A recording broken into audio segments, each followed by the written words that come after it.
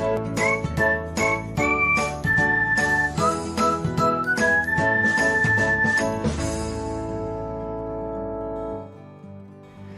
everyone, welcome back to another episode of Technologyglance.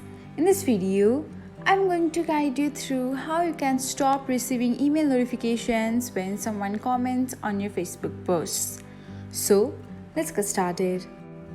Watch till the end and don't forget to subscribe to Technologyglance by hitting the subscribe button and press the bell icon so that you'll never miss another update. Without further ado, let's get started. First of all, open the Facebook app on your device. Next, select Menu. After that, tap on Settings under Settings and Privacy. And then under Preferences, select Notifications. You can find Comments option. Tap on it. And then toggle off the button beside Email. And that's it. This is how you can stop receiving email notifications when someone comments on your Facebook posts.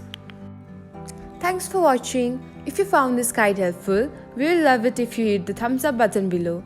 We upload great new tech tutorials like this one every day. So, don't forget to subscribe to our channel and hit the bell icon to get an update as soon as we post a video.